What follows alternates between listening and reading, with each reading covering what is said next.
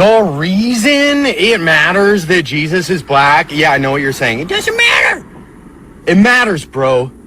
We stole an entire identity from these people. There was a race that was chosen by God, okay? When God was playing this Sims game, he chose a black character, okay? Because that most closely related and identified with his personality. He wanted to be humble. He wanted to come as a meek person. Bro, the entire Bible is a redemptive story about black people.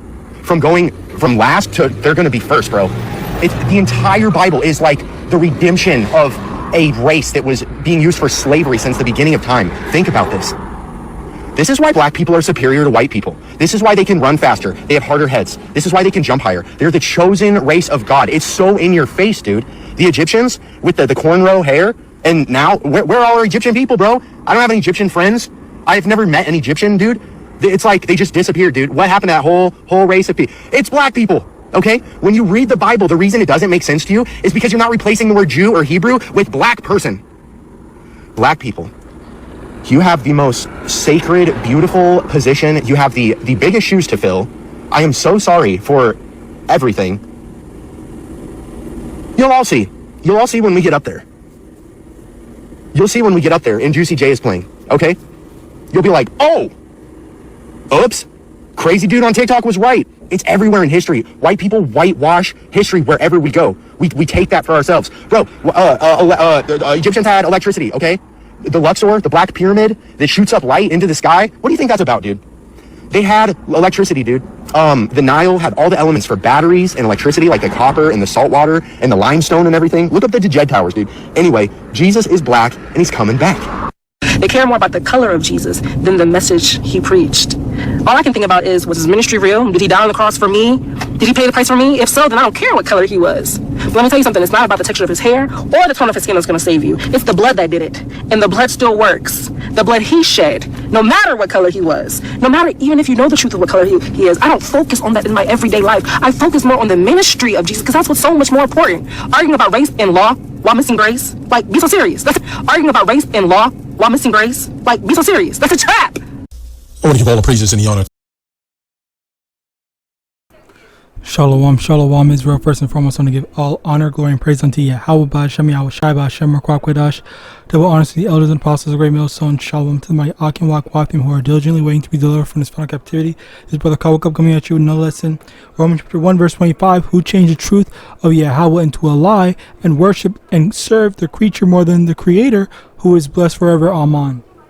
And that's basically what we have today in this lesson, where you have, ironically, an Edomite-looking guy who is over here saying that yes, the image, the identity, the ethnicity, whatever, actually does matter because it was set up to be. And also, I have to admit, the way that he explained it is actually really good, which is very surprising, because basically what he was saying was that it's supposed to be a redemption story, like something that people in the world see as, oh yeah, we view these people as a lowly, as the lowest of the low.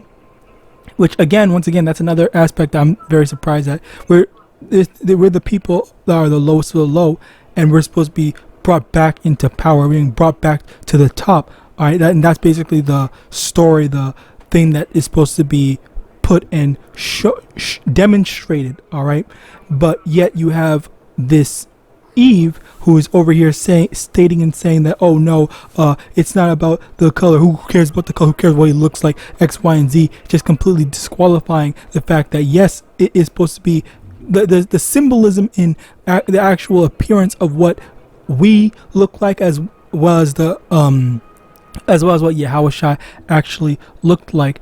It is harmonious with what we're supposed to be, where Yahawashi was basically at the low, and he humbled himself down, and then just as we are humbled down in our current state, and then very soon Yahawadah is going to make it so that, okay, now Yahawashi is at the top, and by extension we are also at the top from our low, humble positions previously. All right, so but yes, again, changing that image to be white All right, it shows it goes to show. Okay, well, suck it. Not even just changing the image, but saying that it does not matter what the image is foolish as well as dishonest, because that's not what the Lord put into place. The Lord set up something, and the scriptures even say what it is, especially in what's it called, Revelation chapter 1. All right, verse 7 to like 14 or something like that, where it talks about his foot being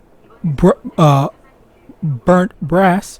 All right, and that goes to show that his skin color was brown, and to ignore that and disregard that, to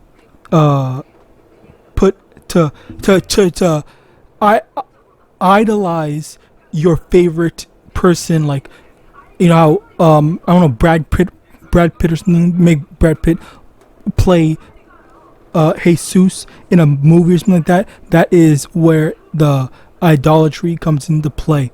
All right, continuing on, Hosea chapter 4 verse 6, my people are destroyed for lack of knowledge, because thou hast rejected knowledge, I will also reject thee, that thou shalt be no priest to me, seeing thou hast forgotten the law of thy power, I will also forget thy children. And that's basically the thing where you have our people that are rejecting knowledge and rejecting these facts, because they're more worried about, oh, I want to idolize X, Y, and Z, I want to do this, that, and third, rather than just acknowledging that this is wrong and this is how things are supposed to be. All right, and again, yeah, this is how our people are. John 8 verse 44, ye are of your father the devil, and the lust of your father you will do. He was a murderer from the beginning, and abode not in the truth, because there was no truth in him. When he speaketh the lie, he speaketh of his own, for he is a liar and the father of it. And once again, you know, they are adopting Esau's way of thinking. They're adopting Esau's doctrine, Esau's likeness for everything, and that's the main major issues, where you have our people who've just gotten so used to thinking that anything and everything that Esau does, Esau can do no wrong, basically, where he's been doing wrong either behind people's backs or even in front of people's face, in front of people's faces. Okay, that's one of the biggest things where Esau has been being corrupt and, you know, being unfair to our faces. All right, there's never really any righteousness or fairness that's put in play, and it's always just, you know, how can I keep on ruining things and making stuff be wicked and unfair. All right, but yet, and then as a result of that, you have, damn, that's a crazy ass freeze frame.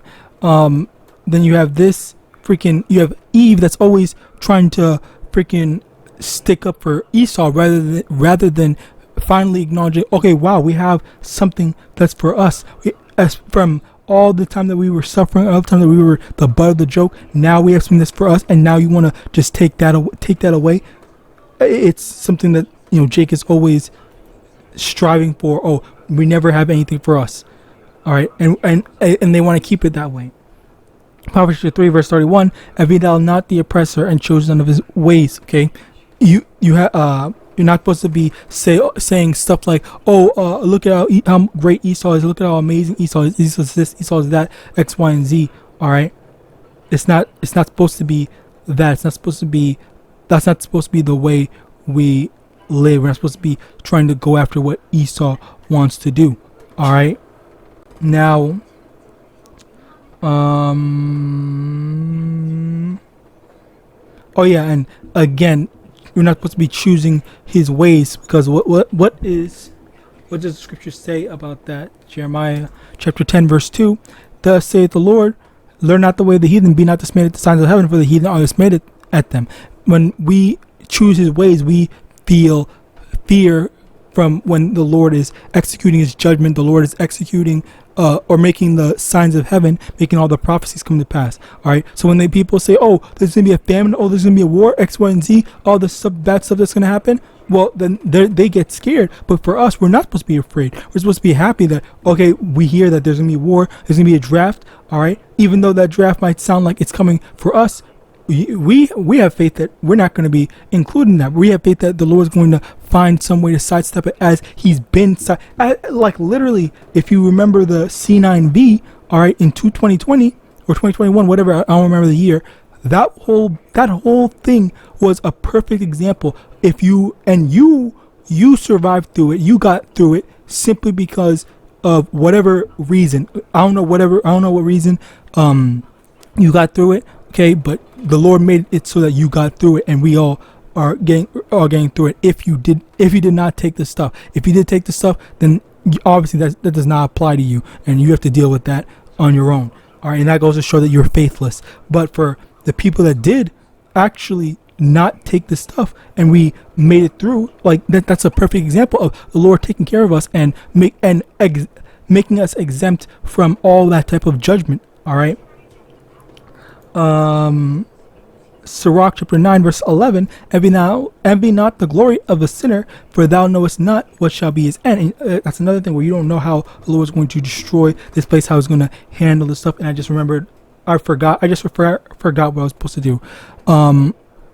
You don't know how the Lord's going to end things, how the Lord's going to destroy his enemies, destroy this world. Okay, the Lord set stuff in place. Okay, now I remember. Slakia, the Lord set stuff up, and it's up to us to be able to take responsibility into doing what we're supposed to do and what we're obligated to do for our Lord YAHAWASHI. All right, now let's continue on with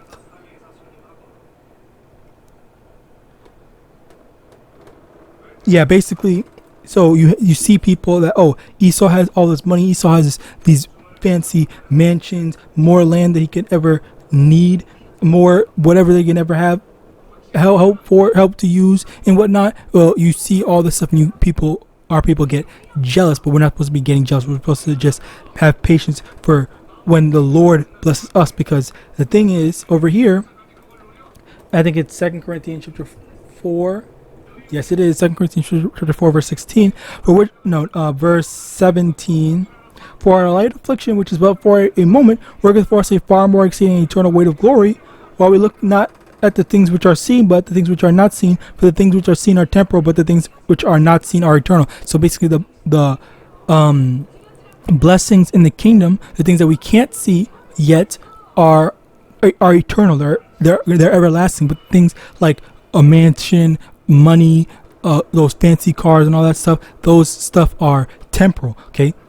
So you don't want these temporal things. You want to seek after the eternal things. Proverbs 13 verse 7, there is that maketh him rich, yet hath nothing. There is that maketh him poor, himself poor, Slakia, yet hath great riches. And that's another thing where the fact of the matter is that we being poor, we're going to be rich.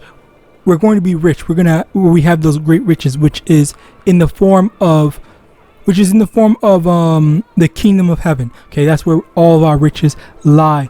All right. Now, finally, 1 Peter chapter 3 verse 14. Oh no, Slakia. That's basically it, Slakia. So yeah, you have these people that are all fixated on, I want to do this. I'm humbling myself down to do this. I want to stay humble.